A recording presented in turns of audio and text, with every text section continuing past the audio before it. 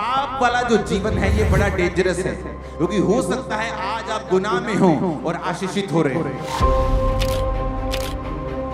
ये संसार की आशीषें ये सबूत नहीं है कि परमेश्वर आपसे खुश है, केवल ये वचन एक स्टैंडर्ड है जो आपको बताता है कि प्रभु आपसे खुश हैं या नहीं।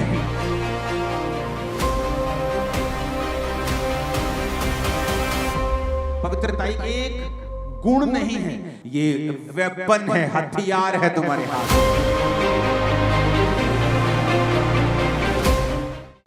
हालेलुया। तो जब आप अपना शरीर जो है परमेश्वर को देते हैं और वो आपके शरीर का इस्तेमाल करता है, किस तरह से आप प्रार्थना करना शुरू करते हैं। आपको पता चलता है कि आप एक जीवित चर्च के एक मेंबर हैं, आप उसका एक हिस्सा हैं, और आप जब चर्च में जाते हैं तो उस हिसाब से परमेश्वर आपको प्रार्थना करने के लिए कहता है। और जब आप प्रेयर करना स्टार्ट करते हैं, परमेश्वर आपको बरकत देता है, क्योंकि यही आपके बुलाने का परमेश्वर का मकसद है। अगर आप बुलाए गए हैं तो वचन ये कहता है कि आप परमेश्वर के घर में लगाए जाएंगे, उसके घर में लगाए जाएंगे, रोपे जाएंगे और आपको पानी दिया जाएगा। जब आप परमेश्वर के घर में लगाए जाएंगे तो आपका फल जो है परमेश्वर के घर में आना चाहिए।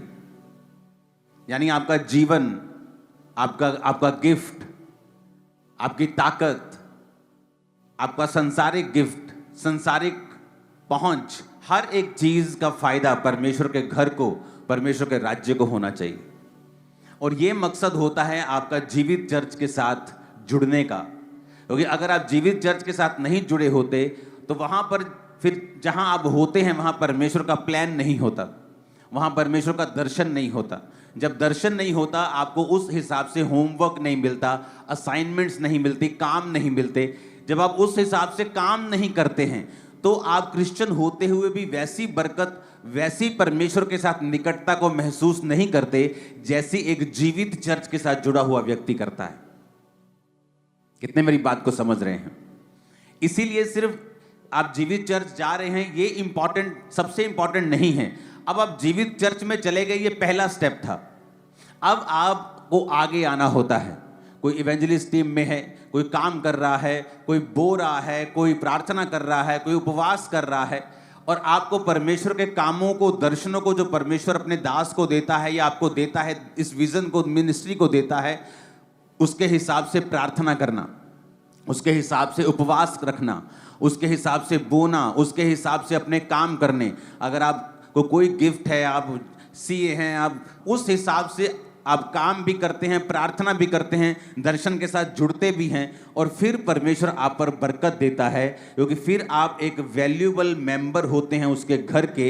एक ऐसी गाड़ी बन जाते हैं जिसे अगर रोज एक ऑनर इस्तेमाल करता है तो वो उसकी टाइम पर सर्विस भी कराता है, वो उसको साफ भी रखता है, वो उसको बचा के भी रखता है।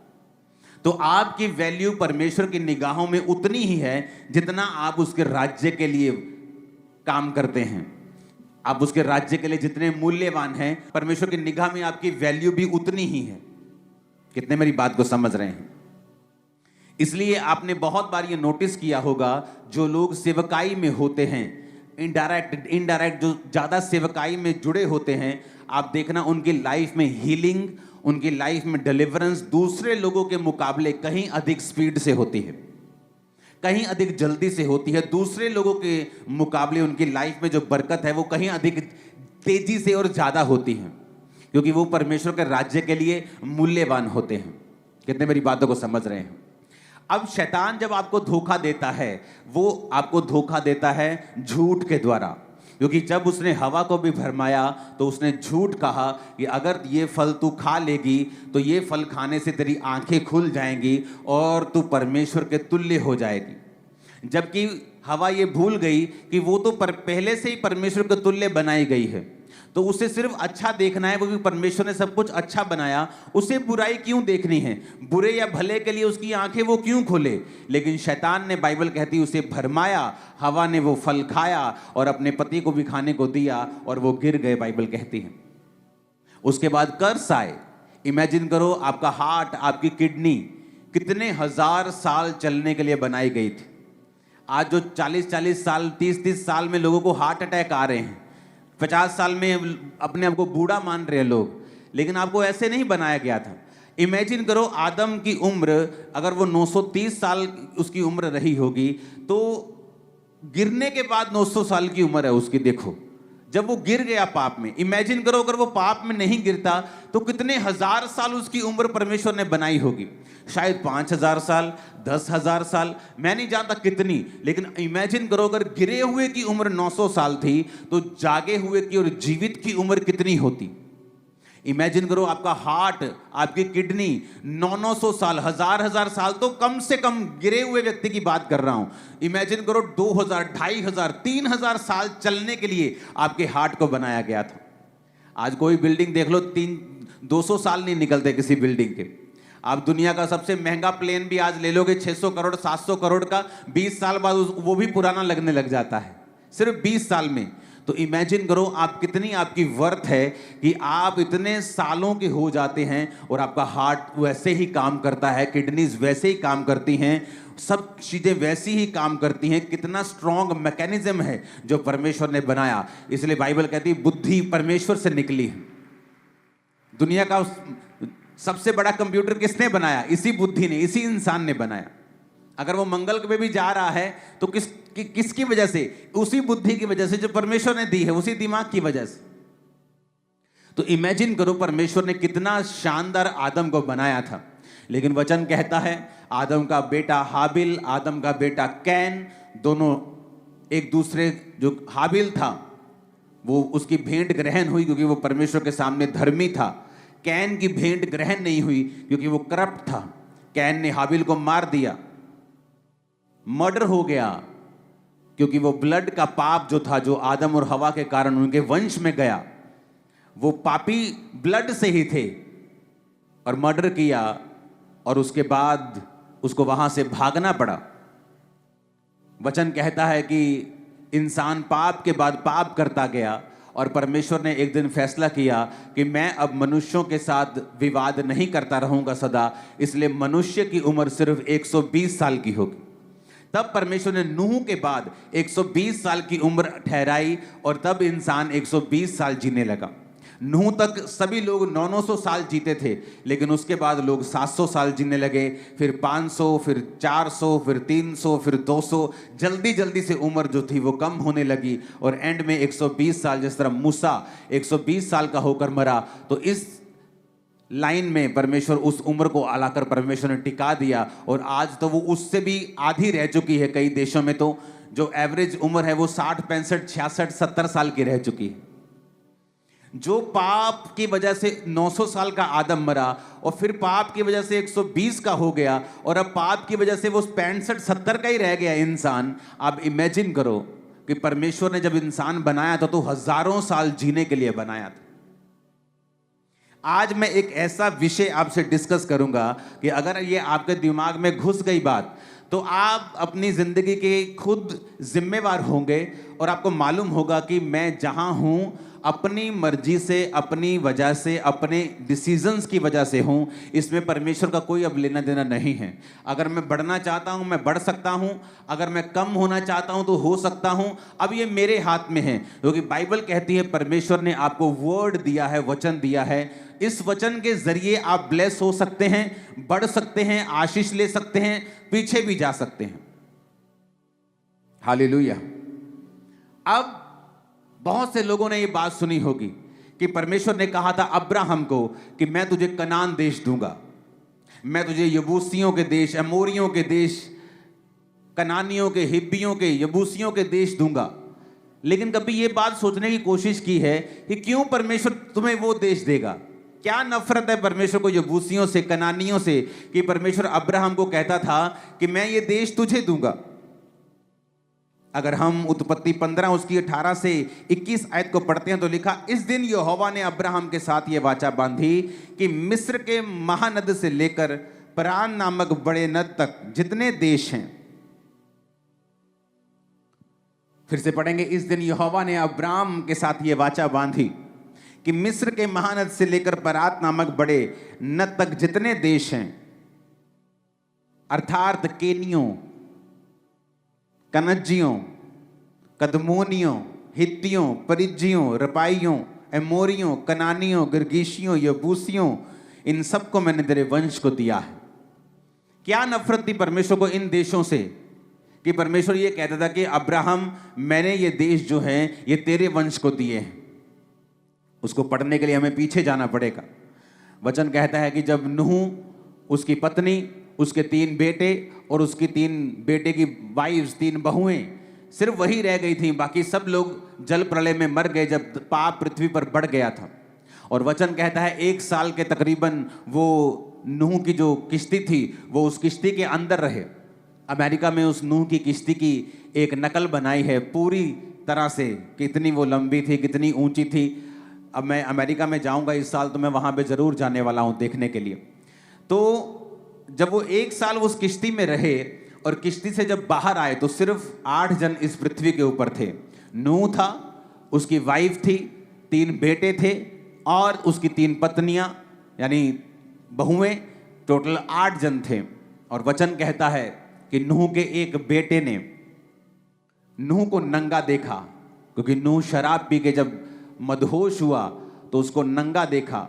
और जब 2 बाकी बेटों को उसने बताया कि पिता अंदर नंगा लेटा है, तो बाकी 2 जन अपनी पीठ फेर कर गए और नूह के नंगेपन को ना देखकर उसे लपेट दिया और नूह को ढक दिया। ये स्टोरी आपको मालूम है। उसके बाद परमेश्वर का श्राप उस बच्चे पे आया जिसने नंगा देखा था, वो था हाम। और नूह ने कहा, कनान जो था हाम का बेटा, ये भाई बंधुओं के दासों का दास हो। यानी परमेश्वर ने हाम के वंश को श्रापित कर दिया और नीचा कर दिया। अगर आप ध्यान से बाइबल पढ़ें तो जब याकूब अपने 12 बेटों को आशीष देने लगा तो उनके पास्ट में की गए सब कामों के हिसाब से परमेश्वर ने उनको आशीषित किया। याकूब कहता, रूबेन तू मेरा पहला फल है, तू पहलोठा है। पहलोठे को डबल प्रॉपर्टी मिलती थी। अगर 12-10 बच्चे हैं तो 11 हिस्से होते थे प्रॉपर्टी के। तो 2 हिस्से एक बच्चे को मिलते थे और बाकी एक हिस्सा एक को मिलता था। अगर 100 रुपया है, उसको 10 में 9 में बांटना है तो उसके 10 हिस्से कर देते थे। तो 10 हिस्से मतलब कि 10 रुपए के 10-10 हिस्से हो गए।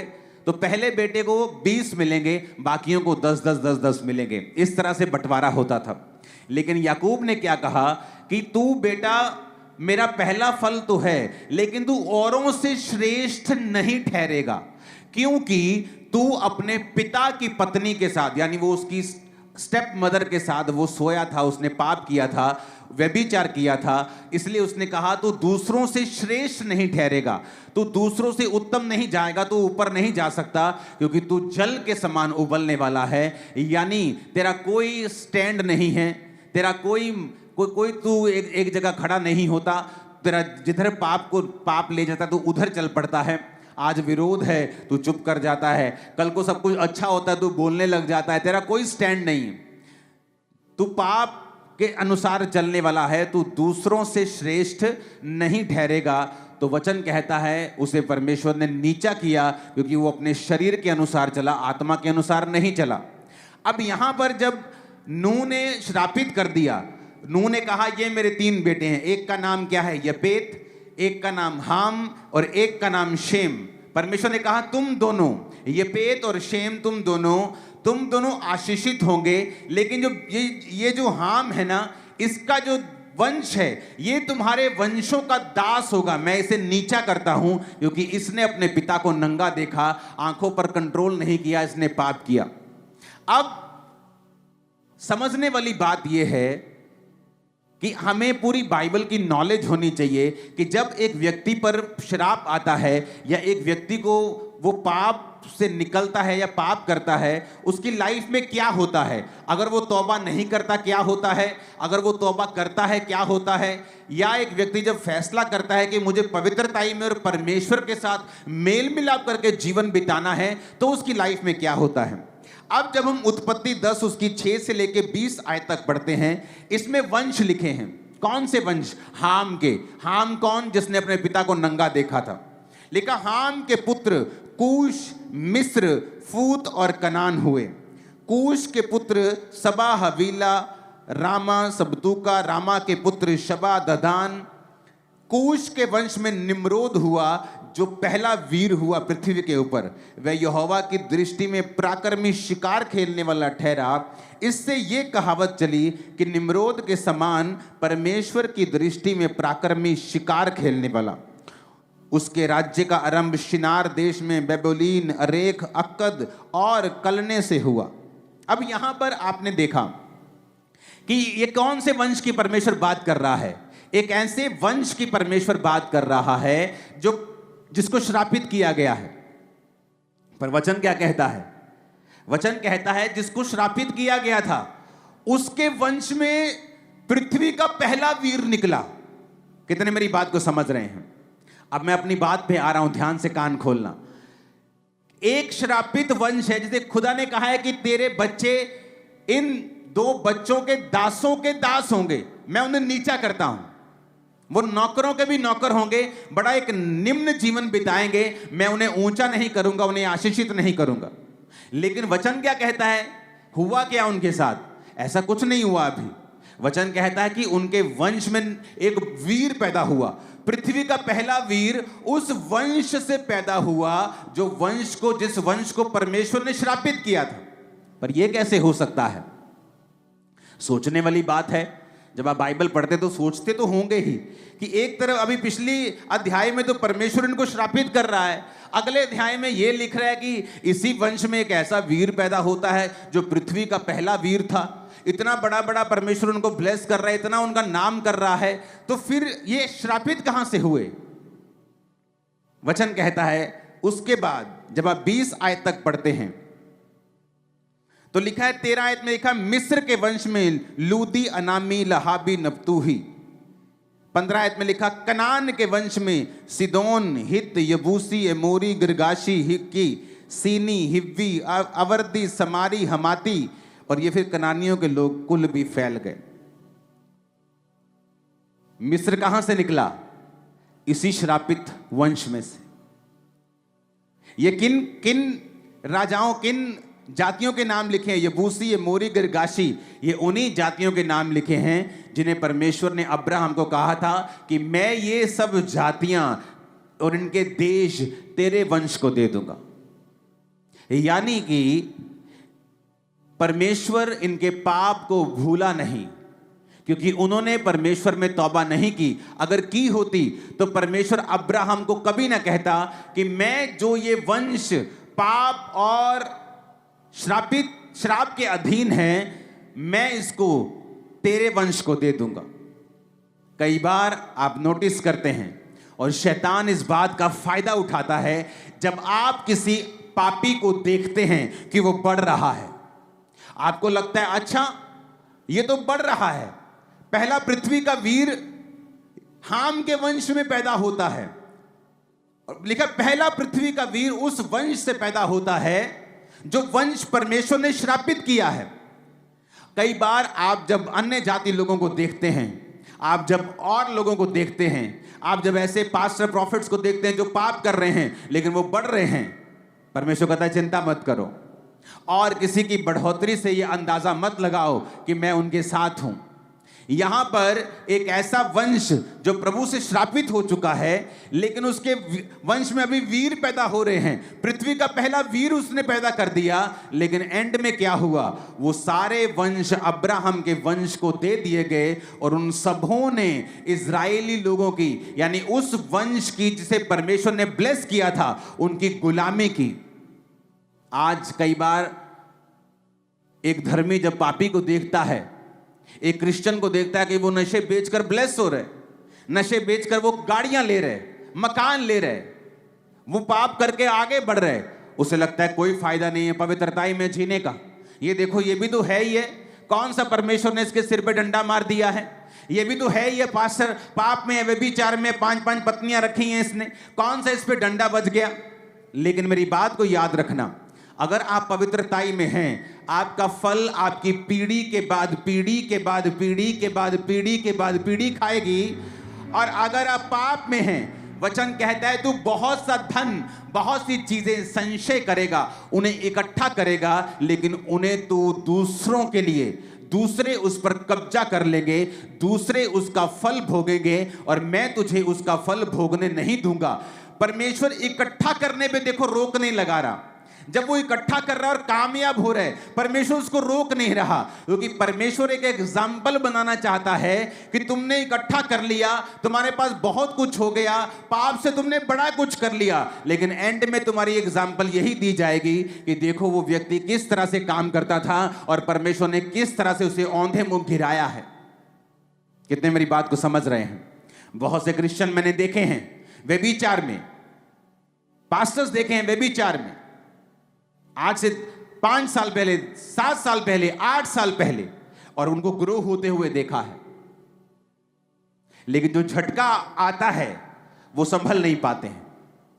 जब शैतान अटैक करता है और जब परमेश्वर अपने हाथ को उठा लेता है, वो सहन नहीं कर पाते हैं, उबर नहीं पाते हैं, उसके बाद कभी भी सेम नहीं रहते जैसे वो थे।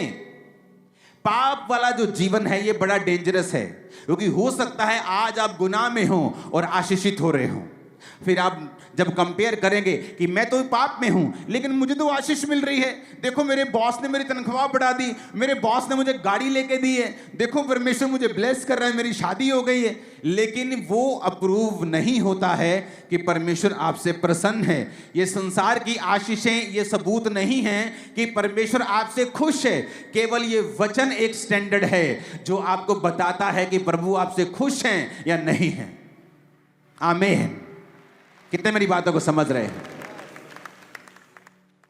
मैं बड़ा हैरान हुआ जब मैंने हाम का वंश पढ़ा, क्योंकि मैं बाइबल को बार बार पढ़ता हूं। एक बार बाइबल खत्म, फिर दूसरी बार शुरू, फिर तीसरी बार शुरू, फिर चौथी बार शुरू। और मैं पढ़ रहा हूं, मैं क्या देख रहा हूं कि परमेश्वर ने पृथ्वी का पहला वीर उस वंश से पैदा किया है जिस वंश को परमेश्वर ने नीचा किया। लेकिन वो कब हुआ? वो समय आने पर सारा कुछ हुआ। बाइबल कहती है परमेश्वर धीरजवंत है। पाप करने, क्रोध करने में जो पाप करते हैं उन पर क्रोध करने में परमेश्वर विलंब करता है। वो चाहता है कि ये मन को फिरा लें। करुणा करने में बड़ी जल्दी करता है, दया करने में प्रभु बहुत जल्दी करता है। कोई झट माफी मांगता है, प्रभु उसे माफ कर देते हैं। लेकिन बाइबल कहती है क्रोध करने में, सजा देने में वो विलंब करता है, वो धीरज रखता है, वो धीरजवंत परमेश्वर है। आज आपको ये फैसला लेना है, क्योंकि जब आप पाप का जीवन जीते हैं तो इसका मतलब ये नहीं कि मुसीबतें अभी आपकी लाइफ पर आएगी, लेकिन आप एक ऐसी डायरेक्शन पर चल पड़े हो जिसका एंड 100% रॉन्ग, 100% रोने वाला और 100% फ्रूटलेस होगा, और उसका एंड बहुत भयानक होगा।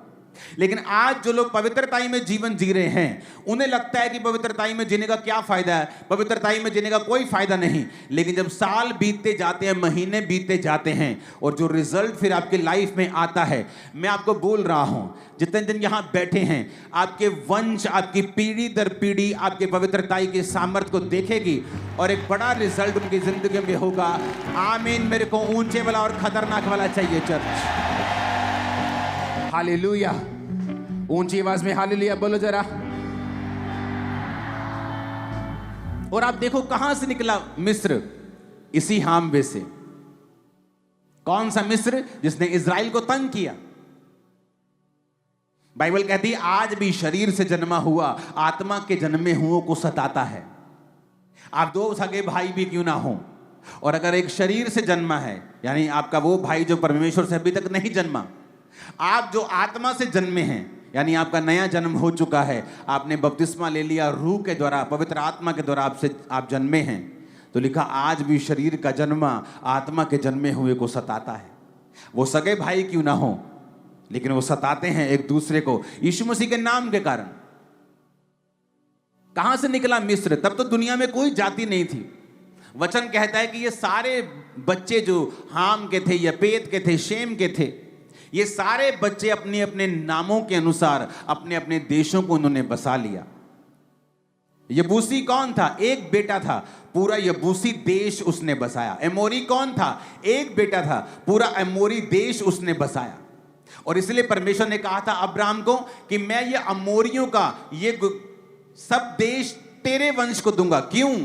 क्योंकि वो अब्राहम उस बेटे की संतान थी जिसको परमेश्वर ने ब्लेस किया था, जिसने अपने बाप को नंगा नहीं देखा था।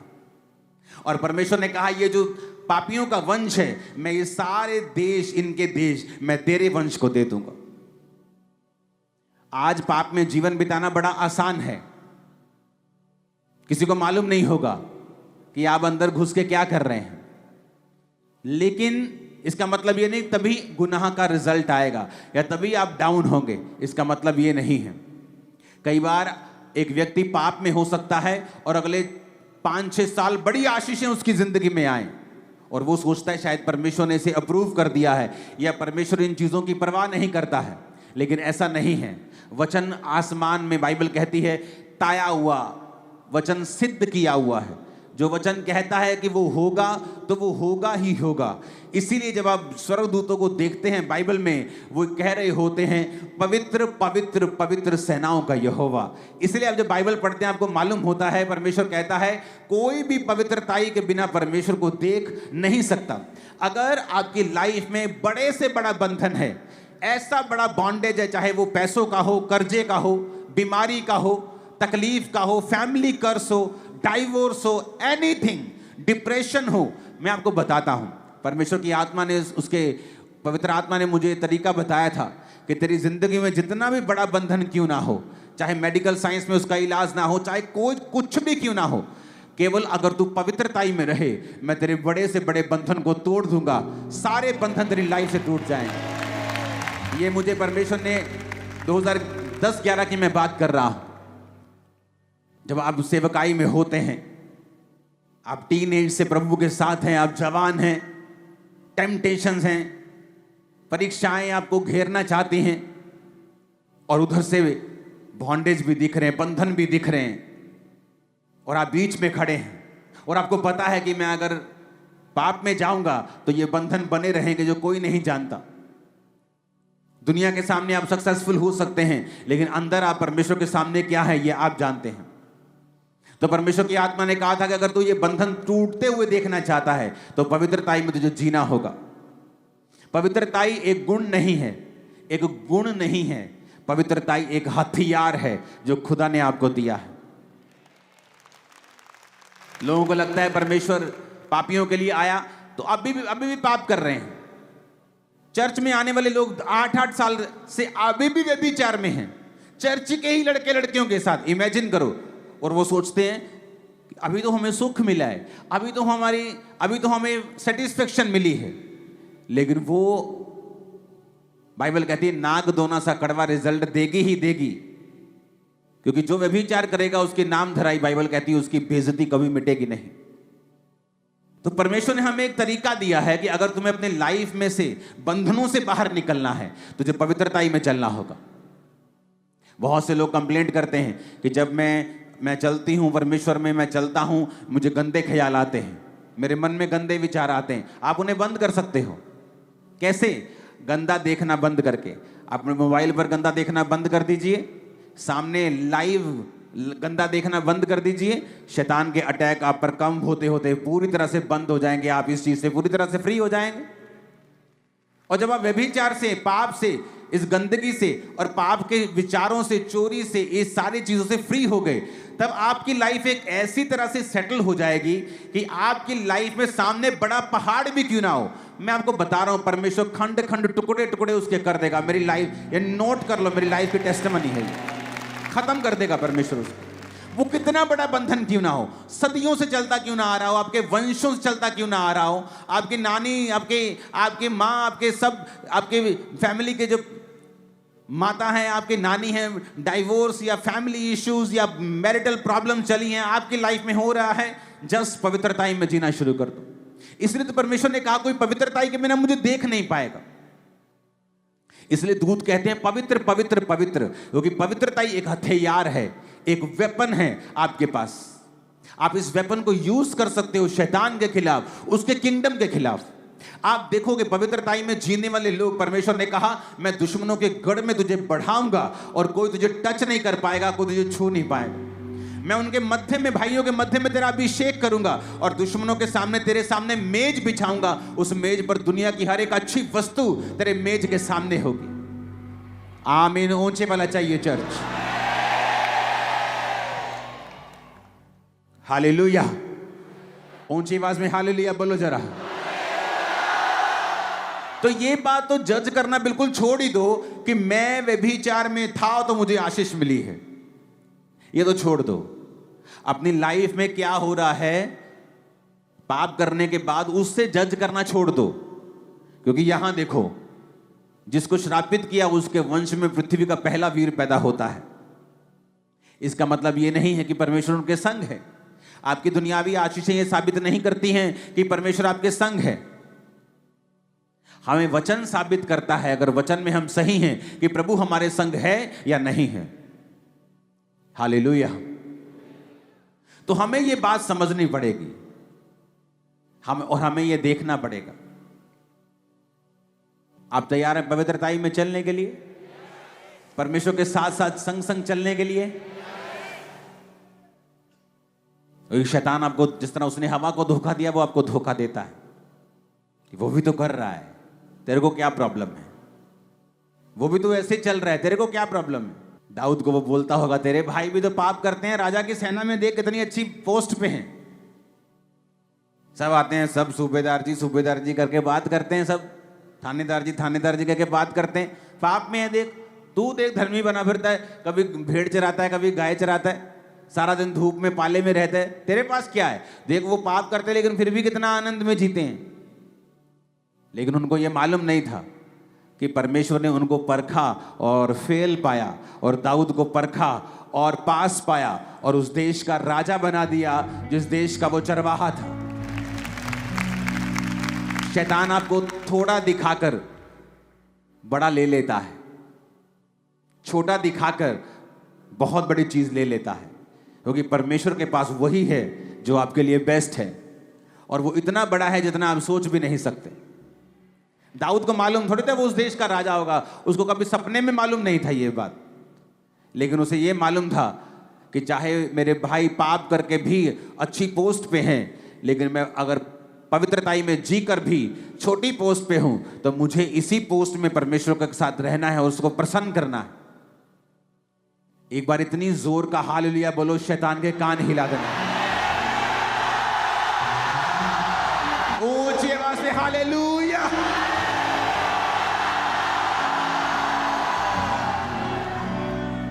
आज खुदावंद ऐसी आर्मी को ढूंढता है जो पवित्रताई में चल सके, और फिर आप इस्तेमाल होंगे जबरदस्त रीति के साथ। आपकी प्रेयर सुनी जाएगी जबरदस्त रीति के साथ।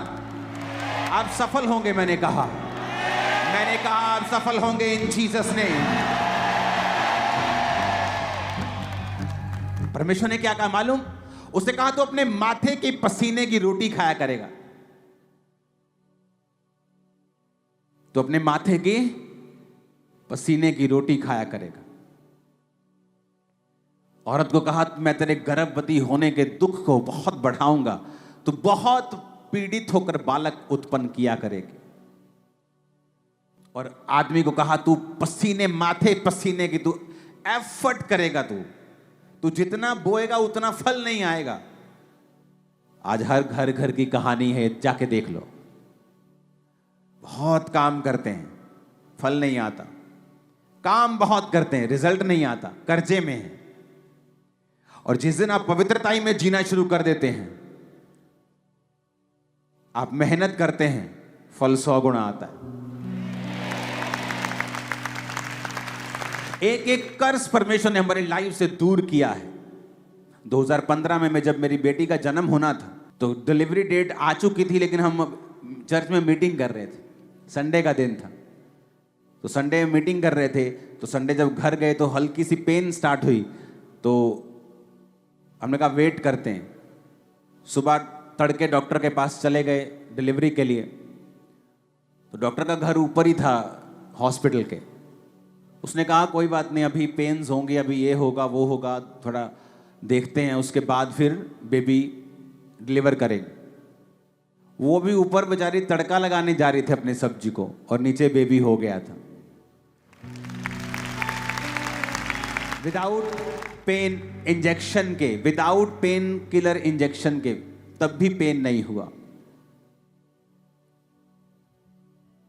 उसने कहा मैं तेरे गर्भवती, पीड़ा होगी बहुत कम, पर कहता मैं तेरे गर्भवती होने की पीड़ा को अब बढ़ा दूंगा क्योंकि तूने पाप किया।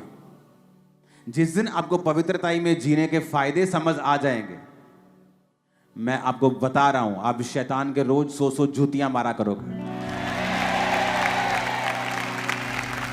आज लोग मेरी लाइफ को देखकर हैरान होते हैं। मुझे कोई काम अपना करना होता है पर्सनल, मैं बड़े बड़े काम कर लेता हूं बिना टाइम वेस्ट, बिना मेहनत किए। सारा दिन सेवकाई करता हूं मैं। अगर मुझे पर्सनल कमाना हो तो मैं बिलियनर्स की लिस्ट में आ जाऊंगा कुछ सालों में।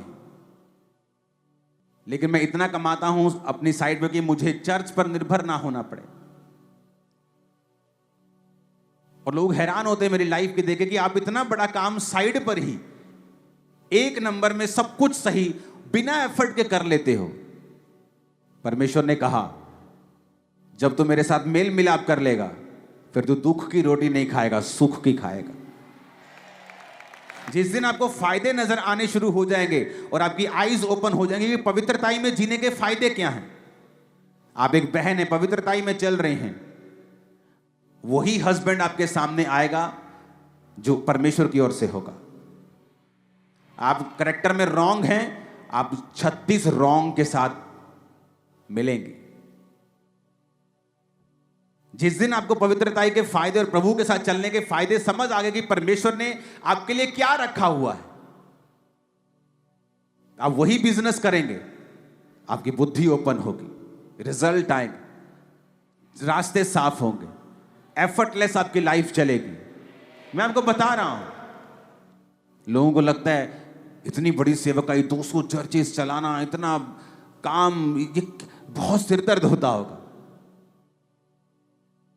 जब 1500 लोग थे, उससे कम सिरदर्द, कम से भी कम जीरो लेवल का सिरदर्द आज है जब 4 लाख लोग हैं। मैं सच कह रहा हूं। क्या हम काम नहीं करते? करते हैं। उससे काम तो उससे ज्यादा है, कोई शक नहीं, मेहनत उससे ज्यादा है, लेकिन वो वाली मेहनत नहीं, स्ट्रेस वाली मेहनत नहीं। आप काम करें, काम करने को इंसान बना है, आप बिजी रहते हैं, अच्छे रहते हैं, लेकिन कितने मेरी बात को समझ रहे हैं?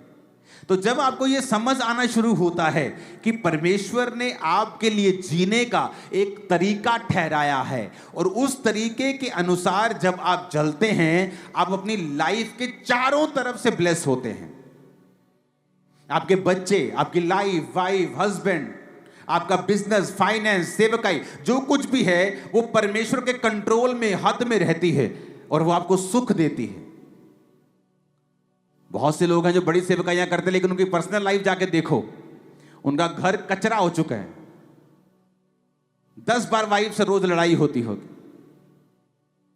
उस सेवकाई को मेंटेन करने के लिए 10 जगह चक्कर लगाने पड़ते हैं, क्योंकि पवित्रताई में जब जीवन नहीं है तब आप अपने एफर्ट से, अपनी ताकत से आपको चलाना पड़ता है। लेकिन कब तक चलाएंगे अपने एफर्ट से? बाइबल कहती न बल से, न शक्ति से, बल्कि उसकी आत्मा के द्वारा। बहुत से लोगों ने ये टेस्टिमनी सेम दी है। ऐसे देशों में जो गरीब देश हैं, एक पास्टर ने फैसला किया, पवित्रताई में चलूंगा, प्रार्थना नहीं छोड़ूंगा और टाइथ नहीं छोड़ूंगा, और उस देश के सबसे बड़े बड़े पेंटिकोस्टल स्ट्रक्चर बनाए हैं, दुनिया का सबसे बड़ा स्टेडियम बना रहा है। रीजन, पवित्रताई में चलना। जब समझ आ जाती है कि पावर ऑफ होलीनेस क्या है, पवित्रताई की सामर्थ्य क्या है, क्योंकि ये एक गुण नहीं है कि सिर्फ हम पवित्रताई में चलते हैं, हाँ हम अच्छे हैं। नहीं भाई साहब, मेरी बहनों, ये वेपन है, हथियार है तुम्हारे हाथ में। तुम शैतान को काट दोगी, सारे बंधन तोड़ दोगी यीशु मसीह के नाम में। और इसलिए तो शैतान हैप्पी रहता है जब एक व्यक्ति पाप में होता है, चाहे वो सेवा करता रहे, गाता रहे, कैमरा पकड़ के खड़ा रहे, माइक पकड़ के खड़ा रहे, कुछ भी करता रहे। शैतान को पता है कि मैंने इसे बांधा हुआ है, ये आगे नहीं बढ़ पाएगा। और जब वो व्यक्ति बंधा हुआ होता है, फिर वो देखता है यार रिजल्ट नहीं आ रहा सेवा करने के बाद भी। अरे पवित्रताई में सेवा करनी है, क्योंकि अगर कोई पवित्रताई में नहीं है तो आप जानते हैं कि ये गा रहा है, ये माइक पकड़ के खड़ा है, ये माइक प्रीच कर रहा है, ये कैमरा पकड़ के खड़ा है, लेकिन प्रभु को नहीं पता ये खड़े हैं, उसको नहीं मालूम। वो तो कहता है, अंत में कहता है, हे कुकर्म करने वालों मुझसे दूर हो जाओ। बोलते प्रभु तेरे नाम में बड़े बड़े काम किए। प्रभु कहता है मैं नहीं जानता भाई, तुमको कौन हो तुम? क्या वो झूठ बोल रहे थे प्रभु तेरे हमने तेरे नाम में बड़े काम के? झूठ थोड़ी बोल रहे थे वो। अगर झूठ बोलते तो प्रभु कहता चल झूठे भाग जा। वो सच कह रहे थे वो, लेकिन पवित्रताई में जीवन नहीं बिताया। कितने मेरी बात को समझ रहे हैं? पवित्रताई एक वेपन है, एक हथियार है। बोलो अपने पड़ोसी को, पवित्रताई एक हथियार है। शैतान ये चाहता है तेरा हथियार थोथा हो जाए, किसी काम का ना रहे, लेकिन प्रभु ये चाहता है तेरा ये हथियार चमकता रहे, क्योंकि इसके जरिए तू सारे बंधनों को तोड़ डालेगा, तू आगे बढ़ेगा, ऊंचाई पे जाएगा, तेरा प्रकाश फिर बना रहेगा, पीढ़ी दर पीढ़ी तू आशीषित होता रहेगा और होती रहेगी। आमीन। मेरे को खींचने वाला चाहिए जरा। हालेलुया, ऊंची आवाज में हालेलुया।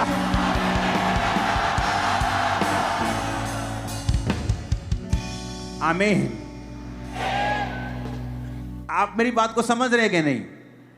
यही परमेश्वर की मर्जी है आपकी लाइफ में। लाइफ फिर सेम नहीं रहेगी। आप चुगली करते हैं, पवित्रताई खराब होती। आप किसी के साथ वैर विरोध रखते हैं, आपकी पवित्रताई खराब होती। आपको जो परमेश्वर कहता है उसे बोल दीजिए, पर दिल में वैर रखना, किसी का बुरा चाहना, उसके लिए प्लान करना कभी मत कीजिए। कितने इन बातों को समझ रहे हैं?